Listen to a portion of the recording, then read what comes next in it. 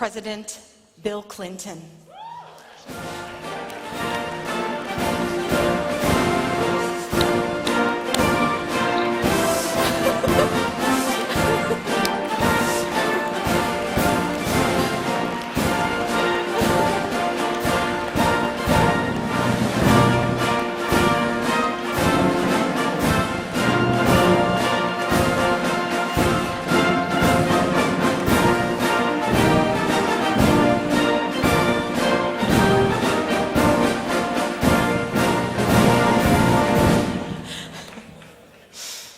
What do you think, Brian? Well, President Clinton, he's the bomb.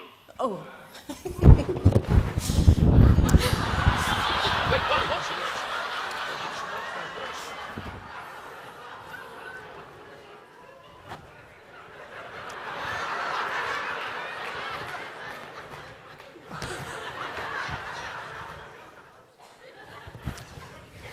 How y'all doing this evening?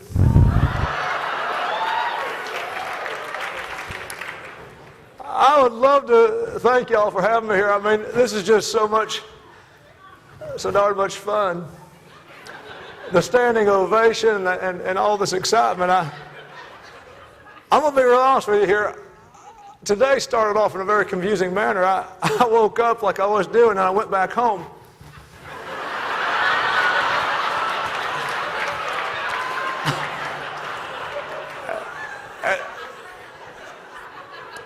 And when I got there, I started talking to my advisors, and they said, hey, Bill, you've got a speech to deliver this evening to a group called NSA. And I said, no, I know that's not accurate. I booked this gig a year ago. Tonight, I'm talking to a group called Platform.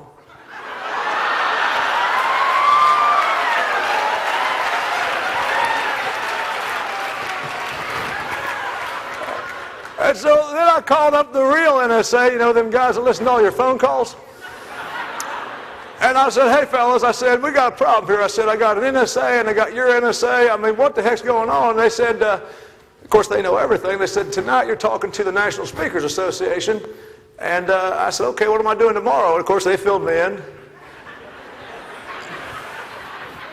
Them guys know everything. I mean, they really do. In fact, they told me who's going to win the Cavett Award on Tuesday. Laura Stack, where are you?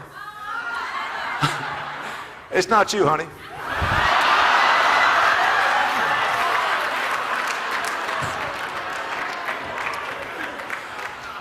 And I'll be real honest with you here.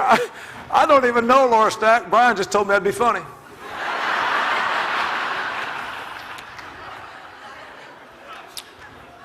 I want to tell y'all why I'm here today. I'm here because you are the National Speakers Association, at least for the next couple of days, months.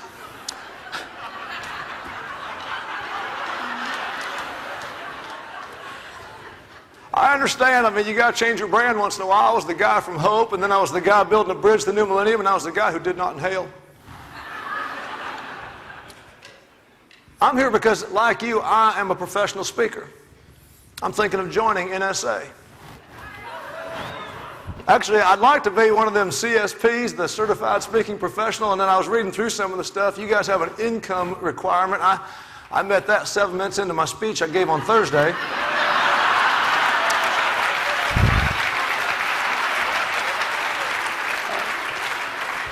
I don't know if you guys are aware of this or not. I normally get $500,000 per appearance. And I give 100 speeches per year. So if you guys had any doubt about my ability or my, shall we say, credentials, or whether or not I'm NSA material, this is my first meeting, and I already exaggerated my income and how busy I am.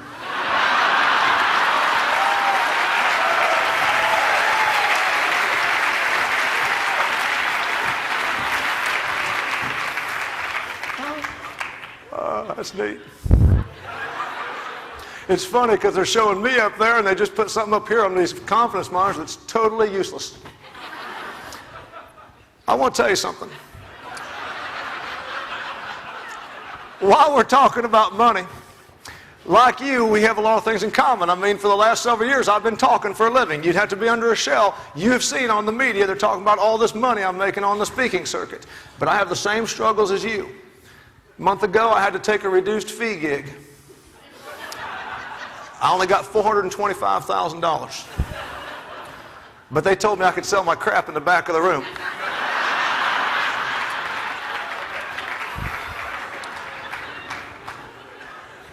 As a professional speaker, I have a lot in common with you people. I really do. I mean, it's the same trials and tribulations, the travel. I hate it when you're on a private jet and sometimes the air conditioning doesn't work. Like you, I get tired of losing gigs to Mark Sanborn.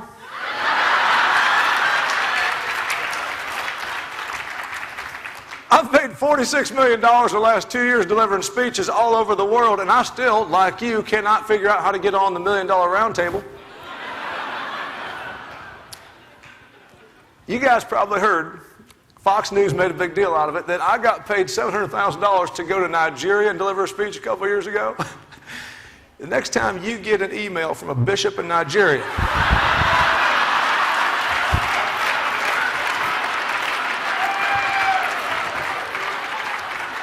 you're going to hit reply, aren't you? One of the things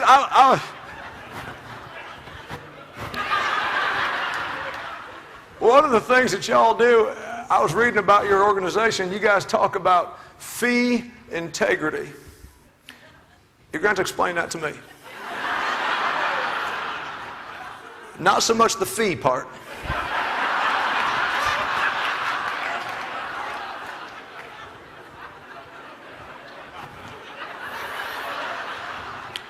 People ask me, they say, hey, you're a former president, you do all this speaking engagements. Why is it you make so much money and George W. Bush doesn't make any money? Well, first off, George W. doesn't speak. No, really, hell, he can barely talk. Do you think a paying audience is going to pay a lot of money to have some guy come in and say misunderestimated? Words like nuclear. By the way, a guy just came walking out of here. Thank you, Secret Service. He's not a threat at all. My Secret Service guys are retired too. I want to tell you something about this presidential speaking. Barack Obama gets high remarks in my regard because a couple weeks ago he delivered a speech and he closed his speech by singing Amazing Grace. And like all NSA people, I'm going to steal that idea.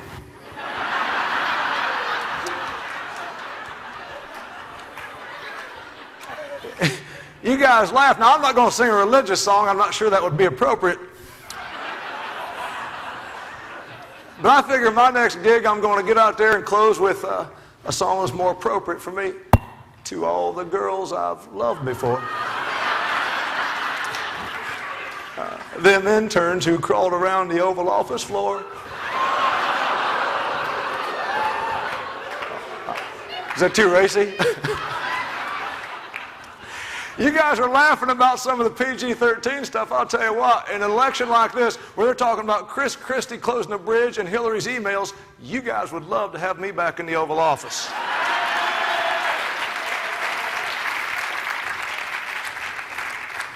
Which brings us to the election of 2016. You're in Washington, D.C. Some of you can't vote because you're from another country. But for those of you who can, let's just talk about this. Ladies and gentlemen, right now, 25% of America is running for president as a Republican.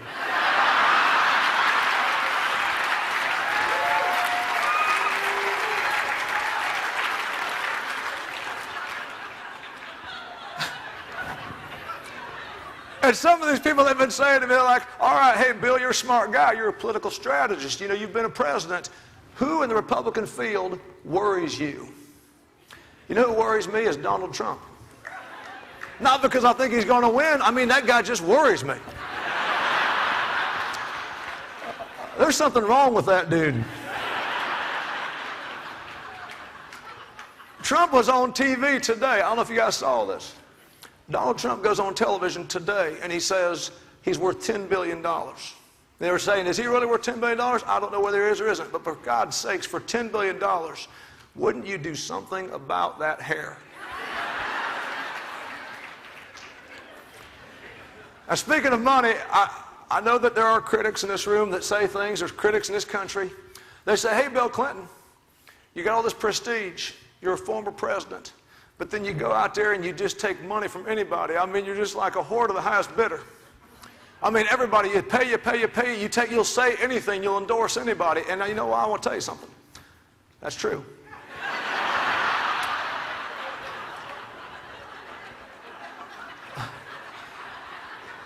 With that in mind, I would like to remind everybody in this room, there's a wonderful college in North Carolina.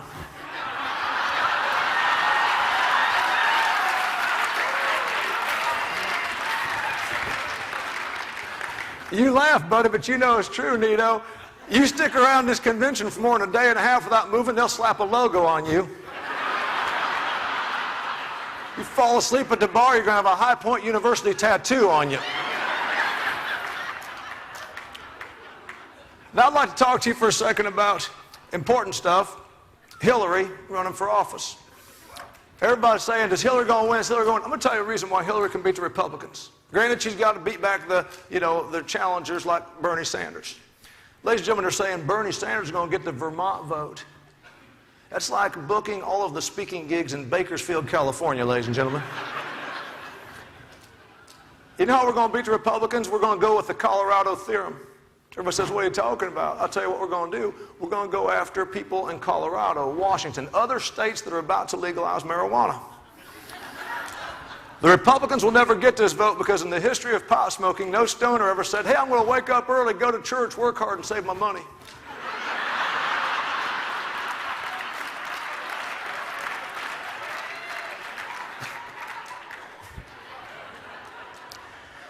The good people of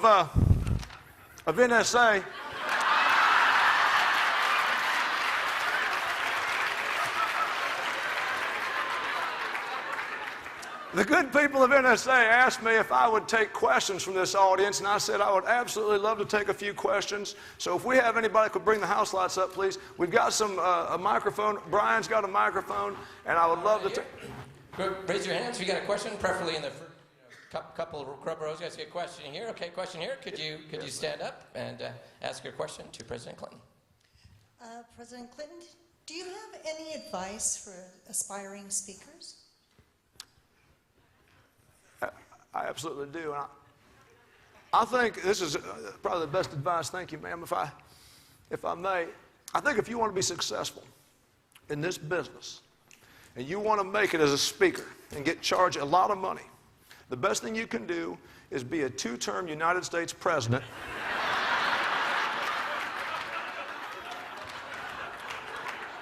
Arguably during the best economy this country's ever seen. I mean, it's better than a demo tape or e-speakers, trust me. Okay, and a question over here. Question over here. Yes, okay, over here. If you could stand and answer your question, please. Yes, ma'am. President Clinton, which do you enjoy more, being a speaker or an author?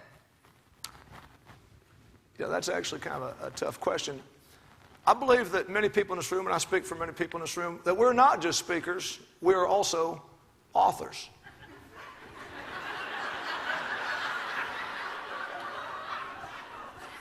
That wasn't even the punchline, to be honest with you, but...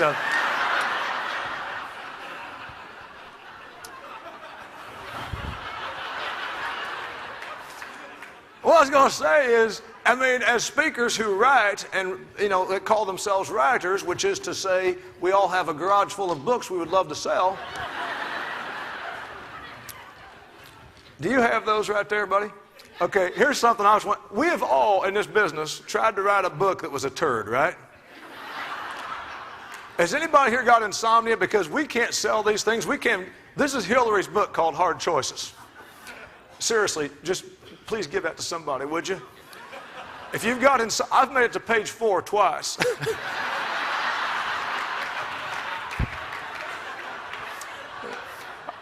Give that to my good friend right over there for asking the question. We got time for another couple of questions, please. Two more. Yes, sir, in the hat. Yeah, hi, Bill. You don't mind I call you Bill? We usually go by Mr. Clinton or Mr. President. Okay. So, Bill, what is the best part of Hillary becoming president? I got to be honest with you. First off, I'm not sure I like you. But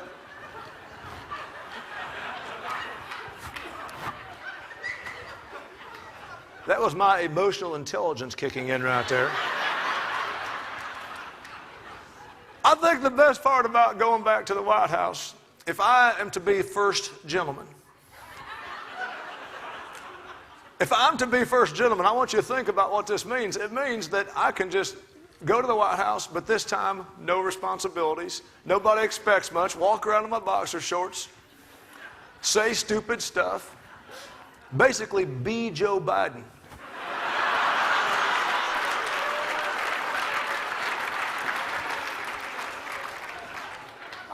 I believe we got time for one more question, One more Brian. question. A past president to a president.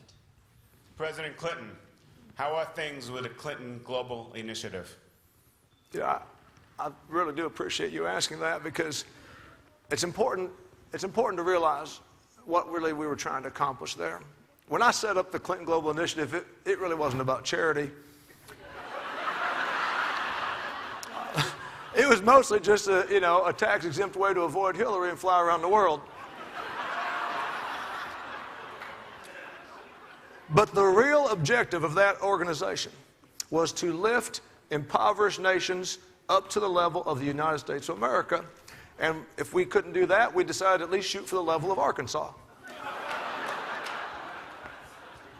You know, if you foreign people understood the United States, that would have been a funny joke right there.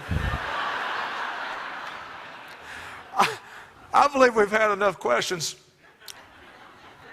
I have greatly enjoyed this. I think in true NSA fashion, I should tell you that you're 1,700 of my closest friends.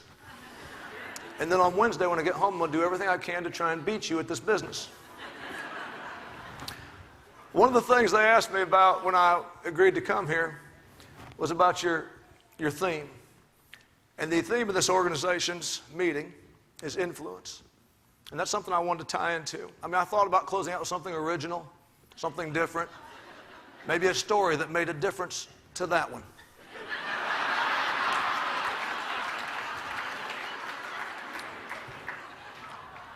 But instead, I believe I should talk to you about your theme, which is influence. And as a politician, and more importantly, as a professional speaker, as you all are, I cannot emphasize enough the importance of knowing how to speak while under the influence. Thank you very much. God bless you.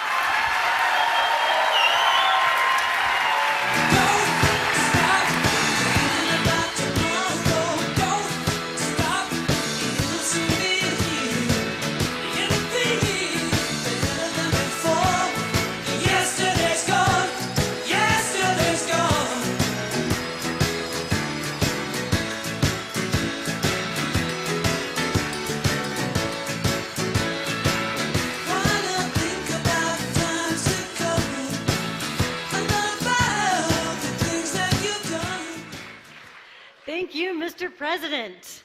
I suppose I will be